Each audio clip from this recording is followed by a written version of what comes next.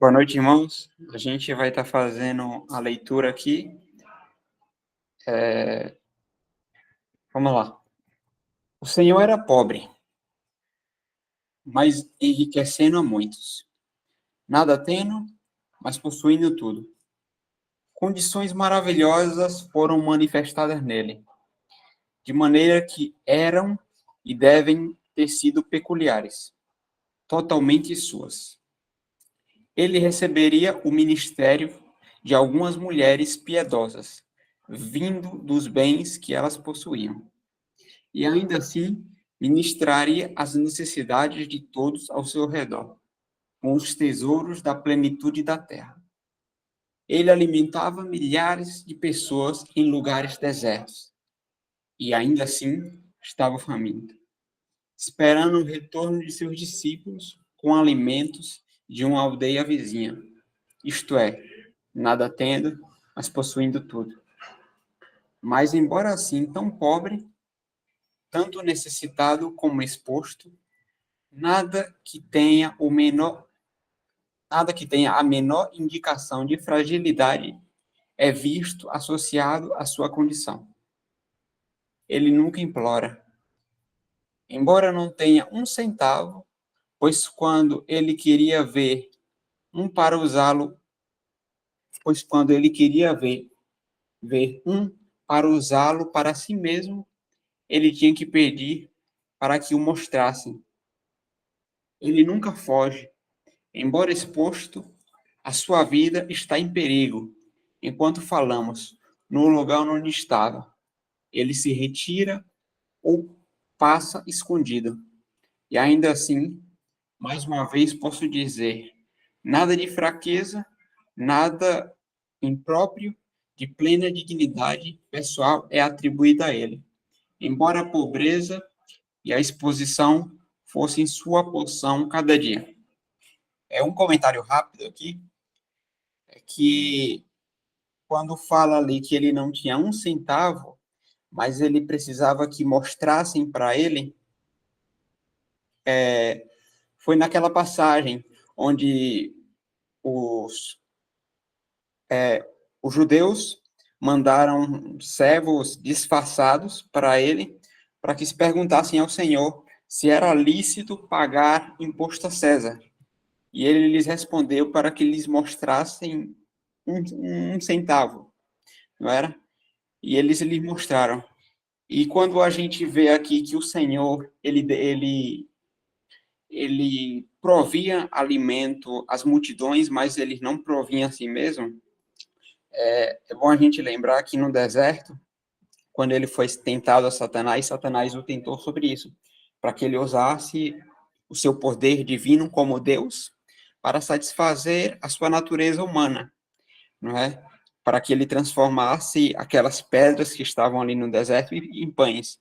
E claramente, Deus pode fazer isso. Só que ele não usou do seu poder para esse fim, para satisfazer a si mesmo, né? Ele sempre usava o seu poder de Deus, divino, que o Senhor Jesus sempre foi 100% Deus e 100% homem. Só que na sua fome, ele não, mesmo estando faminto, ele não utilizou dessa desculpa para usar o seu poder divino para se autoalimentar, não é? Quando ele estava em lugares desertos, agora, quando ele estava em lugares desertos, né, onde não tinha nada, só que tinham pessoas ali, ele tinha compaixão delas, porque quando ele terminou o seu discurso e aquelas pessoas, os discípulos rogaram a ele para que ele mandasse aquelas pessoas embora, ele sabia que a caminhada que elas teriam, o caminho para sua casa seria muito longo, e ele teve compaixão delas. E ele sempre provinha alimento, provinha o sustento para os seus.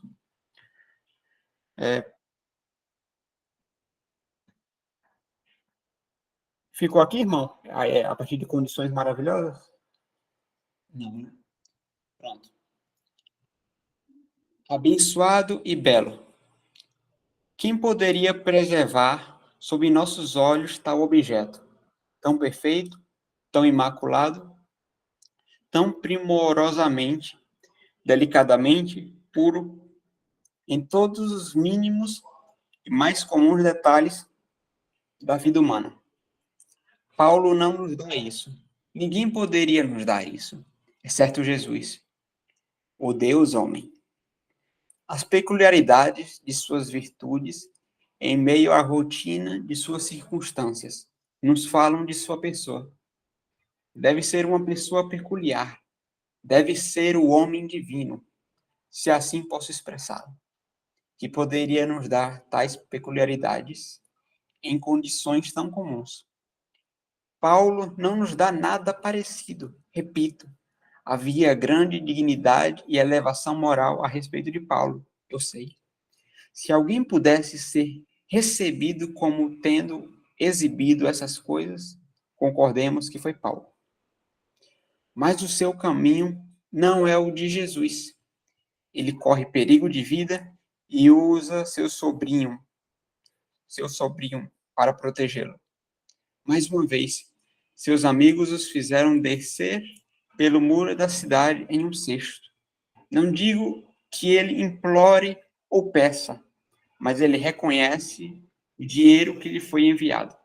Não posso explicar como Paulo se declarou ser fariseu em meio da assembleia mista, para se proteger, ou como ele falou mal do sumo sacerdote que o estava julgando.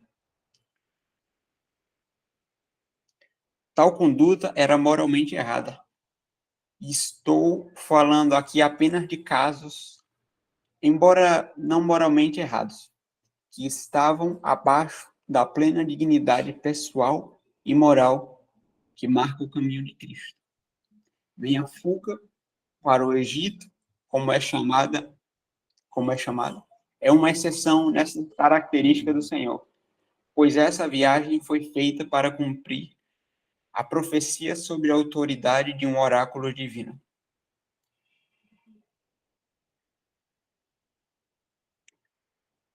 Rapidinho. Se algum irmão tiver algum comentário para fazer, pode me interromper, tá? Mas tudo isso não é apenas uma glória moral, mas é um milagre moral. É maravilhoso como a caneta segurada por uma mão humana poderia ter delineado tais belezas. Devemos explicar isso, como foi observado antes e por outros. Apenas por ser uma verdade, uma realidade viva. Estamos confinados a essa bendita necessidade. Ainda mais adiante, à medida que prosseguimos com essa bendita verdade.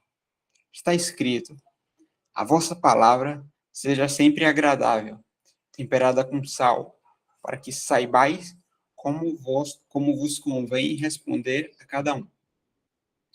Nossas palavras devem provar ser assim, sempre com graça, ministrando o bem aos outros, para que dê graça aos que a ouvem. Isto, no entanto, muitas vezes ocorrerá no ferimento da admoestação ou repreensão, e às vezes com decisão ou severidade, até mesmo com indignação e zelo. E assim elas serão temperadas com sal, como fala a Escritura. Tendo estas excelentes qualidades, sendo graciosas e ainda assim salgadas, elas darão testemunho de que sabemos como responder a cada homem.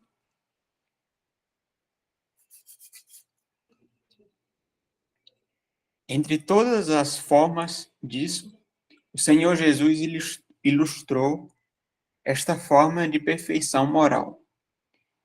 Ele sabia como responder a cada homem, com palavras que sempre eram benéficas para a sua alma. Quer os homens ouvissem ou deixassem de ouvir, mas às vezes temperada, ou melhor, altamente temperada com sal. Assim, ao responder às perguntas, ele não pretendia tanto satisfazê-los, mas sim atingir a consciência ou a condição do inquiridor. Em seu silêncio, ou em sua completa recusa em responder, quando ele se apresentou diante do judeu ou do gentil, no final, diante dos sacerdotes, ou de Pilatos, ou de Herodes, podemos traçar a mesma adequação perfeita que fazemos em suas palavras ou respostas, testemunhando a Deus que pelo menos um entre os filhos dos homens conhecia tempo de estar calado e tempo de falar.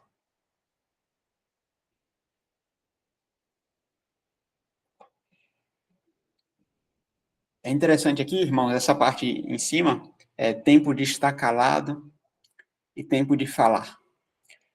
Porque só um poderia cumprir toda a lei de Deus. E este é o Senhor Jesus. Lá em Salmos, existe uma passagem que fala assim, ó, debaixo de sua língua há veneno mortal. Não. O irmão lembra a passagem em Salmos que comenta sobre o homem ter a sua língua como uma língua de serpente? Deixa eu ver se eu acho aqui a passagem.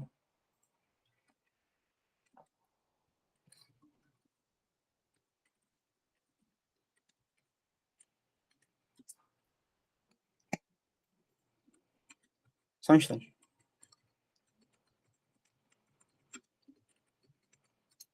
Se não encontrar no Salmo, você encontra em Romanos 3, se não me falha a memória.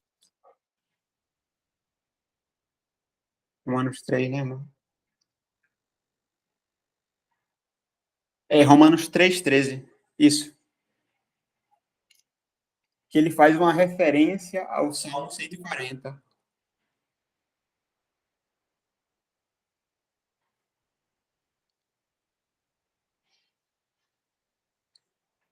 Sua garganta é um sepulcro aberto. A sua garganta é um sepulcro aberto. Com as suas línguas tratam enganosamente, peçonha de áspide está debaixo de seus lábios. Irmãos, isso aqui não está falando da pessoa que fala mal de mim no trabalho, não está falando de alguém que é próximo a mim, não, isso aqui está falando de mim. Isso aqui está falando do que é a raça humana. Tanto é que a gente consegue entender isso perfeitamente quando lê isso aqui, o Romanos 3. Então, essa pessoa divina, essa única pessoa divina que poderia saber, sem cumprir essa escritura perfeitamente, desde o seu nascimento até toda a sua vida, era o Senhor Jesus. Não existia homem algum que poderia cumprir toda a lei, toda a perfeição que não fosse o Senhor.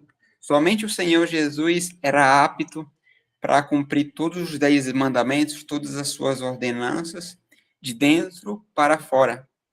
Porque os fariseus eram hipócritas, porque verdadeiramente eles tinham uma aparência muito bela, tanto é que o Senhor elogia sua beleza exterior, aquilo que os olhos podem ver, quando ele fala que eles eram bonitos, né, por fora, mas por dentro eles eram homens comparados a um sepulcro, a um caiado, né, onde eles eram comparados a sepulcros caiados, que eles eram lindos, é como se fosse um sepulcro de Faraó. Por fora era aquele negócio de ouro, lindo, só que por dentro eram corpos de homens podres, comidos de vermes. Tanto é que esse é o paradigma que o Senhor coloca, né, essa é a grande divergência que a gente tem do que eles eram exteriormente e do que eles eram como pessoa. Então, o Cordeiro de Deus perfeito veio a este mundo, cumpriu toda a lei, e Deus ofereceu este Cordeiro para que ele pudesse expiar os nossos pecados. O próprio Filho de Deus expiou os nossos pecados. Então, todas as vezes que a gente lembrar do Senhor Jesus na sua obra perfeita, que a gente sempre tenha a sabedoria de olhar para ele como o nosso Salvador, que o nosso semblante, que o nosso coração sempre esteja em submissão, em humildade, porque sozinhos nós nunca fizemos nada de digno para que a gente pudesse ser salvo. É apenas por graça. Se algum irmão tiver algum comentário para completar.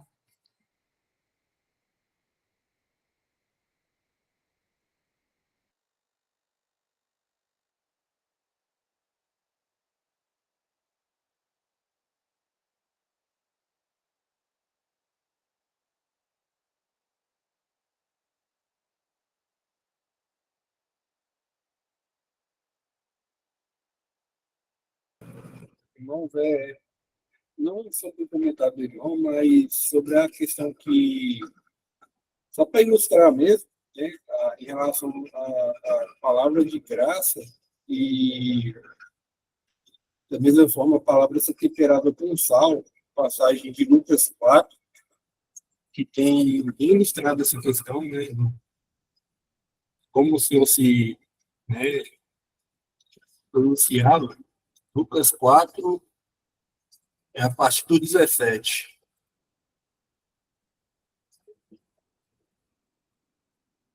Vou ler o 16 também, né? Dando o contexto. E chegando a Nazaré, onde fora criado, entrou um dia de sábado, segundo o seu costume, na sinagoga, e levantou-se para ler. E foi-lhe dado o livro do profeta Isaías, e quando abriu o livro, achou um lugar em que estava escrito.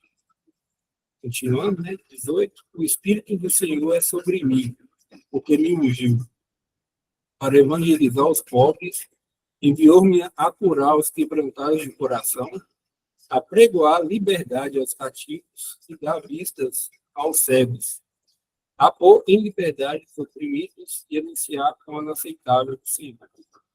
Encerrando o livro e tomando cada um unísque, assentou-se. E os olhos de todos da sinagoga estavam fitos nele. Então começou a dizer-lhes: hoje se cumpriu essa escritura em vossos ouvidos. E todos lhe davam testemunho e se maravilhavam das palavras de graça que saíam de sua boca. E diziam: não é este o filho de José? Então, aqui o primeiro ponto, né? O Senhor comunicava com graça, né? Era diferente, né? A palavra dele tinha autoridade. Mas o coração do homem, né, sendo duro, né, e tem até outra passagem que fala, né, que só em sua terra o profeta não é honrado, né? Então, por mais que ele estava ali demonstrando toda essa graça, eles falam assim: mas esse não é um homem simples, né? Não é um filho de José. E então entra a palavra temperada com sal, a partir do versículo 23. O Senhor vem e traz algo que, né, mais que a graça está se revelando ali, a graça ela não, como que a gente pode dizer, ela não trabalha sem que seja também manifestada a condição do homem, né? E o Senhor vai trazer justamente isso a partir do versículo 23. Se o puder descer aí para mim, por favor, isso. E o Senhor vai trazer, né, essa questão à tona. Ele vai falar assim: e ele lhes diz: sem dúvida me direis este provérbio, médico, cura a ti mesmo.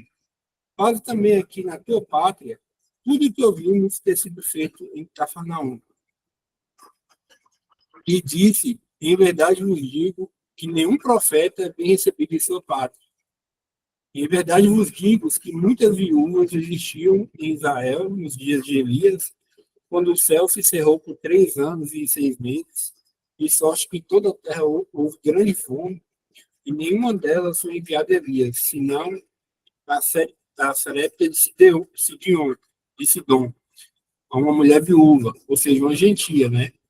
E ele dá outro exemplo, E muitos leprosos havia em Israel no tempo do profeta Eliseu, e um deles foi purificado, senão Naamã, o sírio. Outro, outro gentio. E todos da sinagoga, vendo essas coisas, se encheram de ira e, levantando-se, o expulsaram da cidade e o levaram até o cume do monte em que a cidade deles estava edificada, para dali o precipitarem. E ele, porém, passando por meio dele, se retirou. Outra passagem também que o irmão acabou de ler também no comentário, né? Eles não podiam fazer nada com o Senhor enquanto não fosse o momento, né? Então, o Senhor simplesmente passou e eles não puderam fazer, eles queriam matar o Senhor, né? Ao mesmo, ao mesmo tempo que o Senhor falou com graça, e eles se admiraram na hora que o Senhor mostra que essa graça iria também para os gentios, né? E ele traz dois exemplos do Antigo Testamento em que os gentios foram abençoados, enquanto Israel foi deixado de lado.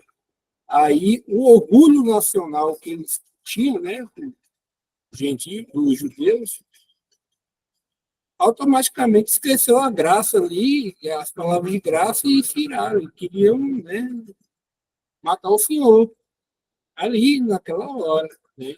Então a palavra temperada com sal é justamente nesse sentido, né? Quando serve de ilustração para a gente também, eu creio, irmãos, né? E quando damos testemunho do Senhor, a gente fala o que ele fez, da obra, mas a gente também não pode deixar de falar do que nós somos, né? Que o irmão pontuou. A questão do veneno, né, das línguas, né? Como ele citou lá Romanos 3, aquilo ali não é para o meu colega, aquilo ali não é para o outro, aquilo ali é para mim, né? Então a gente manifesta também o que o pecado é e o que nós somos também. A palavra de graça está conectada com mostrar o que Deus fez por nós, né? E a palavra temperada com sal está nesse sentido de que o sal, além de dar sabor, né? Uma função do sal é conservar. Conserva também o que de fato as coisas são, né? Então, ali o Senhor trouxe essa verdade para eles e na hora ali eles rejeitaram a graça, né? E o Senhor traz esse provérbio lá, né? Ele fala, em verdade, vamos dizer, médico cura a ti mesmo. Ele está falando da cruz ali, né? E só para ilustrar mesmo, irmãos. É aí.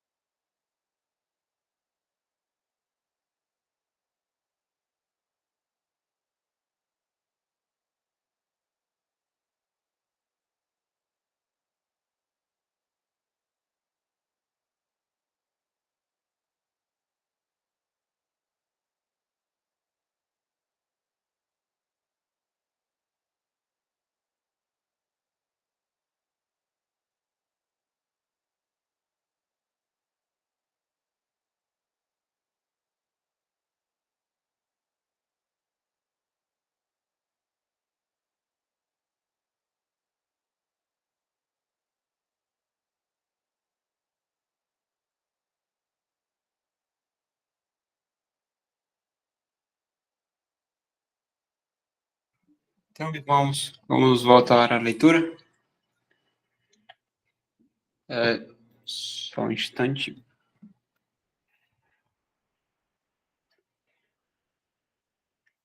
Grande variedade, em seu próprio tom e maneira também, se apresenta em tudo isso.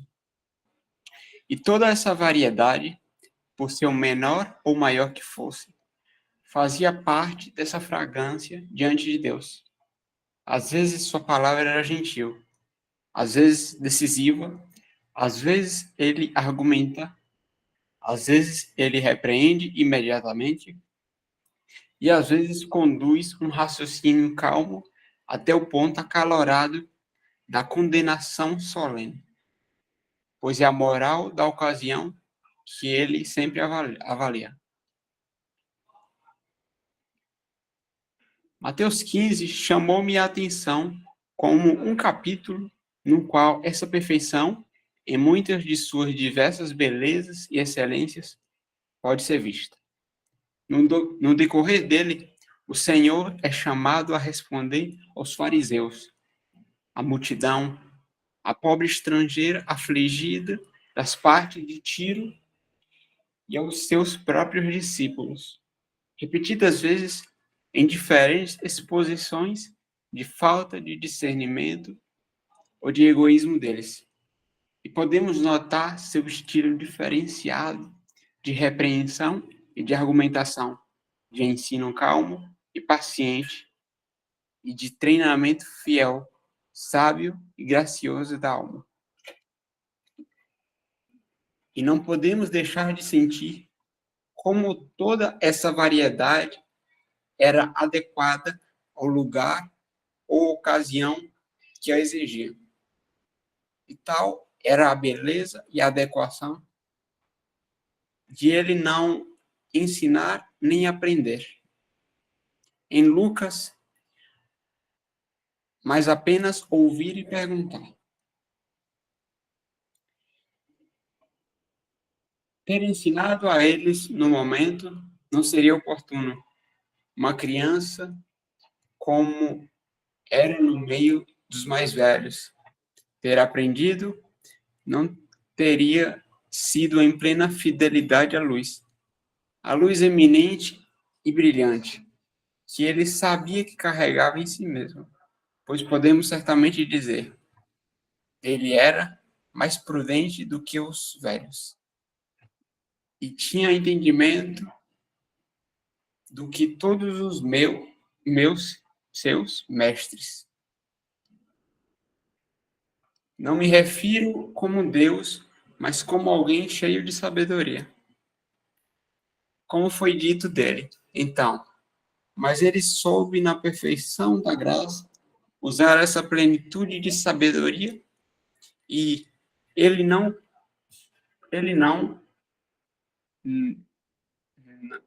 nos perdão, irmãos. Alguém cheio de sabedoria, como foi dito dele. Então, mas ele soube na perfeição da graça usar essa plenitude de sabedoria. Ele, não nós, e portanto apresentado pelo evangelista no meio de doutores no templo, aos 12 anos, nem ensinando nem aprendendo, mas simplesmente dito dele, estava ouvindo e perguntando. Ele se fortalecia em espírito, cheio de sabedoria, e a graça de Deus estava sobre ele. É a descrição dele. Então, à medida que ele crescia em tenra idade, e quando o homem, conversando no mundo, sua fala era sempre com graça, temperada com sal, como de quem sabia responder a cada homem. Perfeição e beleza adequadas às diferentes épocas da infância e da idade adulta.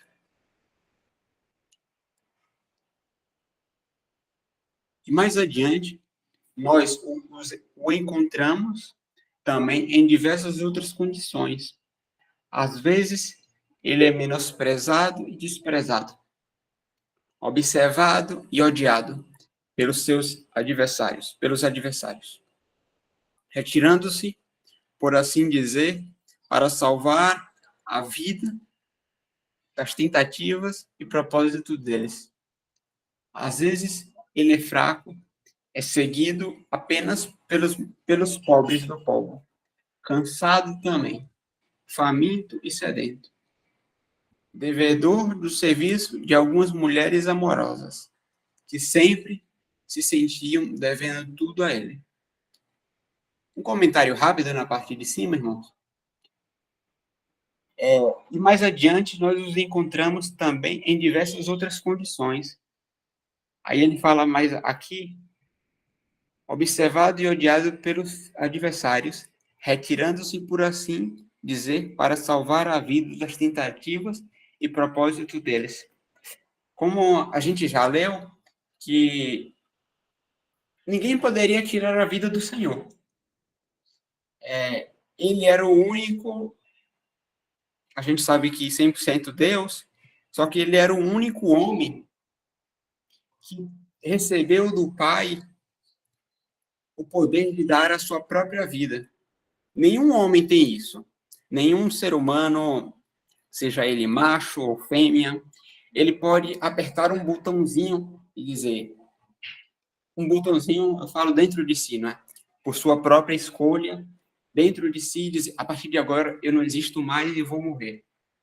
A gente sabe que as pessoas, elas se induzem ao suicídio pelas suas mais variadas formas possíveis, seja por algum meio externo ou um medicamento. Só que ninguém pode dar a sua própria vida. E o Senhor tinha isso. Só que voltando lá para o deserto, a gente vê Satanás o tentando para que ele, Satanás o teletransportou para o pináculo do templo e falou para que ele se lançasse dali. Em alguns meios teológicos, é comum dos homens dizer que o diabo mostrou para ele uma visão, só que isso é mentira, porque a palavra de Deus fala sobre o diabo ter-o levado até o pináculo do templo. Então, Satanás, naquele momento, teve poder, teve autorização para levar o Senhor no mais alto lugar do templo e falou para que ele se lançasse dali, pois estava escrito que os anjos não deixariam que ele tropeçasse ou caísse numa pedra. Eu não lembro exatamente como está escrito. E a gente vê que, como o irmão Martin leu na estante, daquela passagem onde o Senhor, ele lê a passagem que falava dele diante dos nazarenos, que foi diante daquelas pessoas que tinham visto ele crescer e lá o desprezaram. E quando ele fala que nenhum profeta tinha honra na sua terra, quando ele dá o exemplo que em Israel nenhum profeta era bem visto, né? Nenhum profeta era respeitado, quando ele dá um exemplo que uma gentia de Sidom havia ganhado a misericórdia de Deus, só que muitas outras mulheres que passavam fome na época não haviam encontrado essa misericórdia, o levam para o cume da montanha, para o lançarem de lá. E nesse momento a gente encontra aqui como o irmão citou no texto que muitas vezes ele tinha que se retirar, por assim dizer, para salvar a sua vida. Não que aqueles homens naquele momento pudessem fazer alguma coisa contra ele, pois ainda não era dado o seu tempo. Só que o Senhor não usava do seu poder divino para se lançar dali, para fazer alguma coisa à vista deles, para que ele pudesse ser visto por aqueles homens. E isso nos mostra sempre que o Senhor sempre utilizou do seu poder divino para benefício da sua criatura, para benefício dos homens.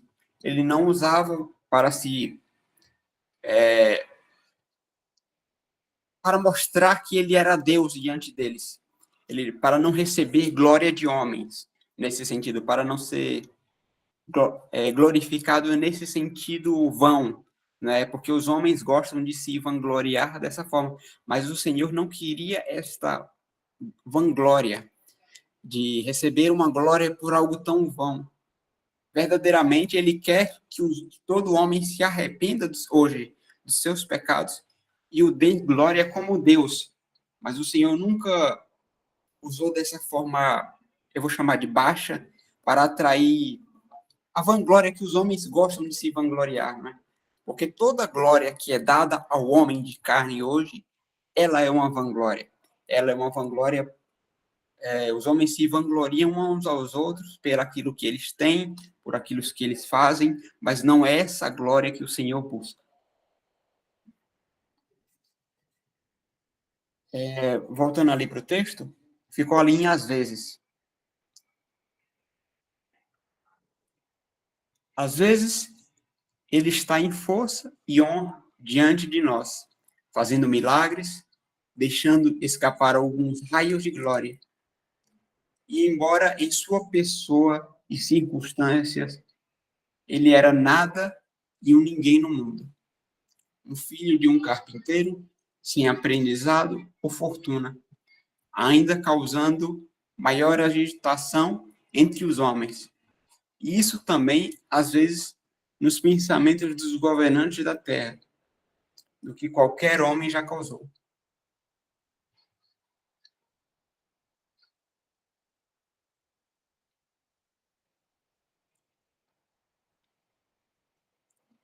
A infância, a idade adulta e a vida humana, em todas as suas variedades, assim ele nos revela. Gostaria que o coração pudesse contê-lo. Havia uma perfeição em algumas das minuciosas características que falam da mão divina que estava delineando. Que trabalho inadequado teria sido feito por qualquer escritor descuidado e não guiado pelo espírito de certas ocasiões em que esses traços e toques são vistos, como quando o Senhor quis comentar sobre o dinheiro corrente da terra e pediu que mostrassem a ele e não encontrou o consigo mesmo. Na verdade, podemos ter certeza de que ele não carregava nenhuma moeda. Assim, as belezas morais da ação fluíram da perfeição moral de sua condição interior. Ele pediu aos seus discípulos, na hora do Getsemane, que vigiassem com ele, mas ele não pediu que orassem por ele. Ele buscava empatia, ele a valorizava nos momentos de fraqueza e pressão. E então, queria que o coração de seus companheiros estivesse ligado a ele. Tal desejo era da glória moral que formava a perfeição humana que havia nele. Mas, embora ele sentisse e fizesse isso, não poderia pedir-lhes que fossem a presença divina em sua causa.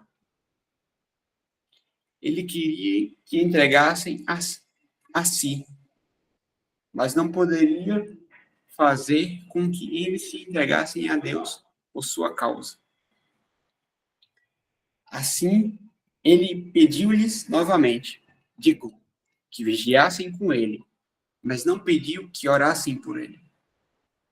Quando pouco ou imediatamente depois, ele uniu a oração e a vigília. Foi a respeito deles, para eles, que ele falou, dizendo, vigiai e orai, para que não entreis em tentação.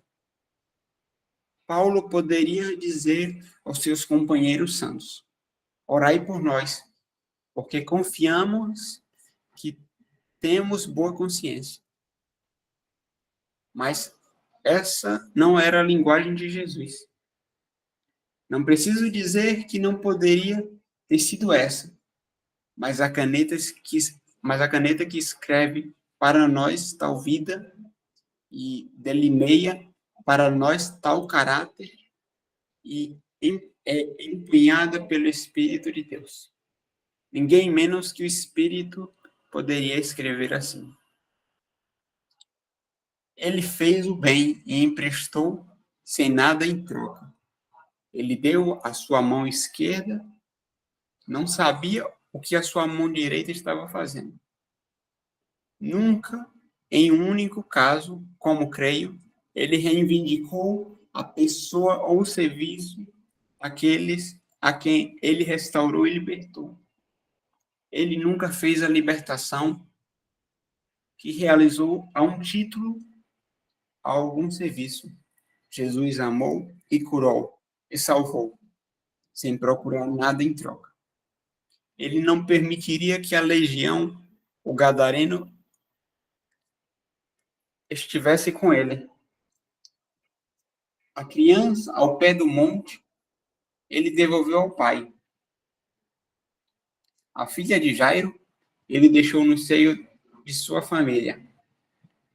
O filho da viúva de Naim, ele devolve a sua mãe. Ele não reivindica nenhum deles. Será que Cristo dá para que... vou repetir aqui. Será que Cristo dá para que possa receber novamente? Será que ele, o mestre perfeito, não ilustra seu próprio princípio? Fazei o bem e emprestai sem nada esperar. A natureza da graça é transmitir a outros, não enriquecer a si mesmo. E ele veio para que nele, em seus caminhos, ele pudesse brilhar e em todas as riquezas e glórias excedentes que pertencem a ela. Ele encontrou servos neste mundo, mas ele não os curou. Primeiro e depois os reivindicou. Só um instante, eu vou repetir porque eu li que dá a entonação errada. Ele encontrou servos neste mundo, mas ele não os curou primeiro e depois os reivindicou. Ele os chamou e os dotou. Eles são os frutos da energia de seu espírito e das afeições acendidas nos corações constrangidos pelo seu amor. E enviando-os, disse-lhes: de graça recebestes, de graça dai. Certamente há algo além da concepção humana no delineamento de tal caráter. Repete-se esse pensamento vez após outra. E é muito feliz acrescentar que é nas formas mais simples que esta glória moral do Senhor por vezes brilha. Formas que são, ao mesmo tempo, inteligíveis para todas as percepções e empatias do coração. Assim, ele nunca recusou a fé mais débil, embora aceitasse e respondesse. E também, com deleite, as abordagens e exigências dos mais ousados. Novamente, se algum irmão tiver algum comentário, pode estar me interrompendo, tá?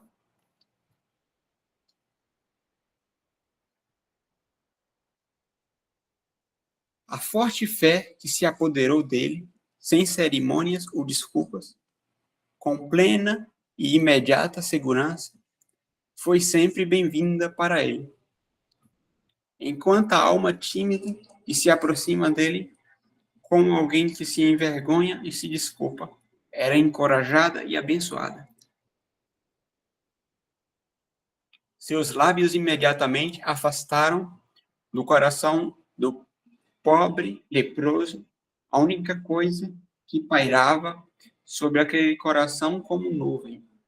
Senhor, se quiseres, podes tornar-me limpo, disse ele. Quero ser limpo, disse Jesus. Mas imediatamente depois, os mesmos lábios expressaram a plenitude do coração. Quando a fé clara e inquestionável do centurião gentil foi testemunhada, e quando a fé ousada e sincera de uma família em Israel descobriu o telhado da casa onde ele estava, para que eles pudessem descer o seu doente diante dele.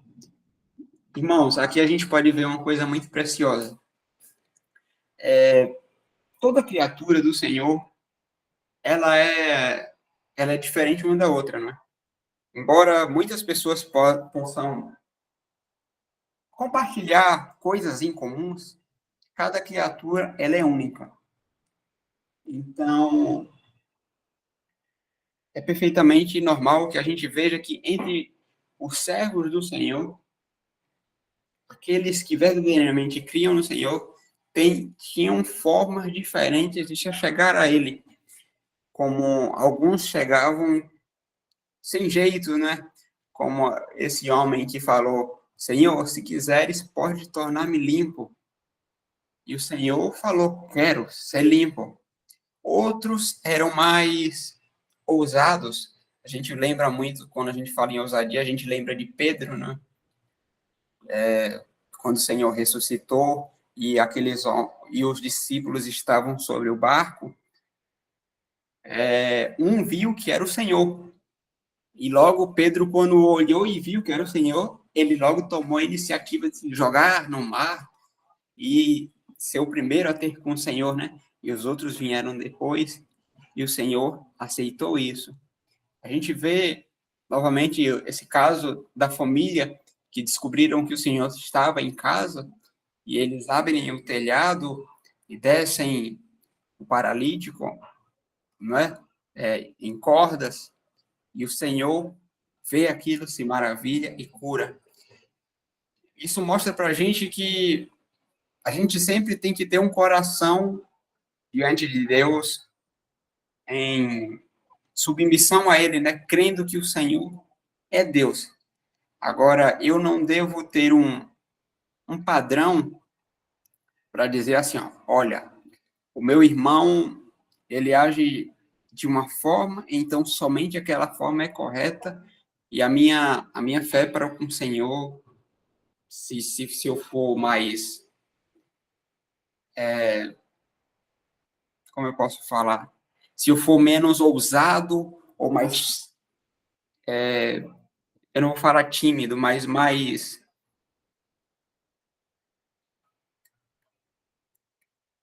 como eu posso falar isso? Se meu irmão é mais ousado no seu exercício de fé, e eu sou mais acuncado, eu não lembro a palavra, não é timidez, não, é uma pessoa mais retraída, mas ela, mesmo assim, ela é sincera. Então, Acanhado? Perfeito, irmão, obrigado. Acanhado. Se eu sou mais acanhado e meu irmão é mais ousado. Não, não existe esse padrão perfeito. O Senhor sabe que o padrão perfeito que ele criou para a relação do homem para com ele é um coração contrito, é um coração que verdadeiramente crê no Senhor Jesus. Como está escrito, não julgais a ninguém. Paulo fala sobre a gente julgar a pessoa pela vista, né? Não julgais a ninguém, quando ele fala a Timóteo, mas tendes esse firme fundamento, que o Senhor conhece os que são seus. Então, a gente sempre tem que ter esse entendimento. O Senhor conhece aqueles que pertencem a Ele. Eu não posso ter um julgamento de que nem fervoroso demais para com algum irmão. Olha, aquele irmão ali tá muito fervoroso, tal. Eu vou honrar mais aquele irmão. E se eu ver um irmão que é mais acanhado, eu vou desprezar. Outro extremo seria desprezar. Ou aquele irmão ali é fraquinho, não sei mais o que. Isso é algo muito perigoso, né? A gente pode acabar entrando naquele dilema. Por que julgas o servo alheio? Entendeu? Então, cada um que julgue a si mesmo, e não o servo alheio, e cada um que tenha a sua fé para com Deus. Se algum irmão tiver mais algum comentário em relação ao que a gente leu agora.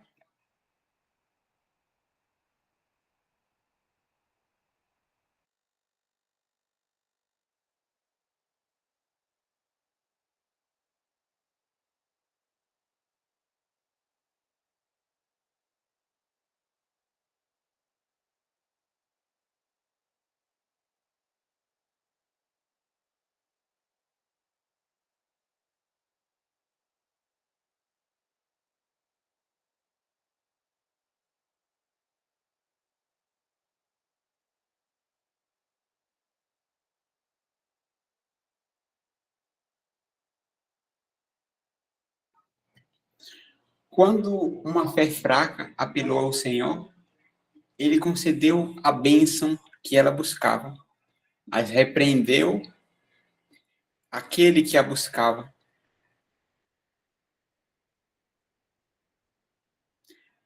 Deixa eu ler isso aqui novamente. Quando uma fé fraca apelou ao Senhor, ele concedeu bênção a bênção que ela buscava, mas repreendeu aquele que a buscava. Mas, mesmo esta repreensão está repleta de consolo para nós, pois parece dizer: por que você não fez um uso mais livre, mais completo e mais feliz de mim? Será que valorizamos o doador como valorizamos a dádiva? O coração de Cristo, bem como a sua mão? Esta repreensão à fé fraca seria bem-vinda quanto à resposta a ela. E se a pouca fé for assim reprovada, a fé forte deve ser grata. E, portanto, temos motivos para saber que bela visão estava sob os olhos do Senhor, quando, neste caso já mencionado, descobriram o telhado da casa para alcançá-lo.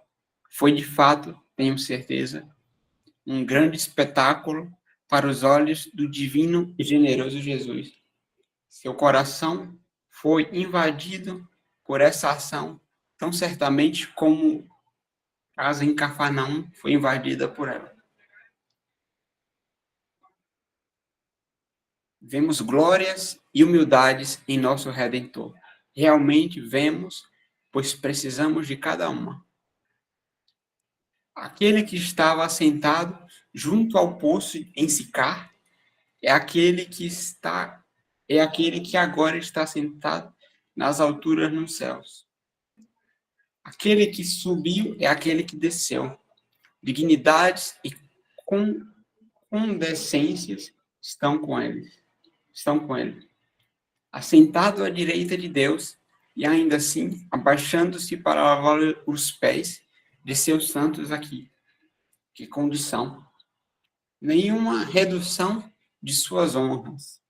Embora se adaptando à nossa pobreza, nada faltando que possa servir. Embora glorioso, imaculado e completo a si mesmo. O egoísmo se cansa com a transgressão e a importunação. Ainda que se não levante a dar-lhes por seu amigo, levantar-se-á, todavia, por causa da sua importunação, e lhe dará tudo o que houver mister. Assim acontece com o homem ou com o egoísmo, diferente com Deus ou com o amor. Pois Deus, em Isaías 7, é a contradição do homem em Isaías 11.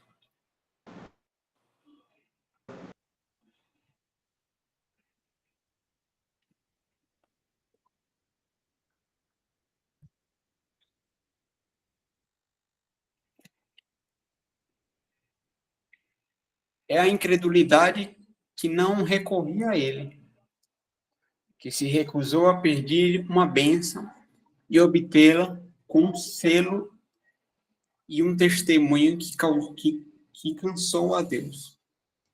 A importunação, mas como posso dizer, a ausência dela e toda essa bem-aventurança e excelência divina, que é assim vista no Jeová da casa de Davi, em Isaías 7.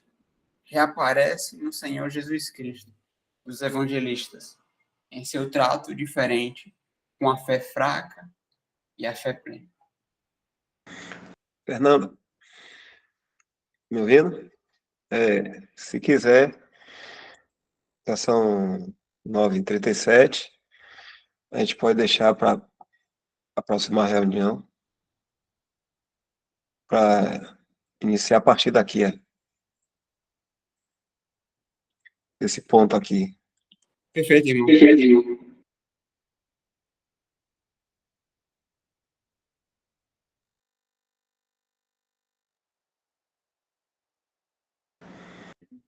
Então, tá certo. Vou tirar a gravação aqui, viu?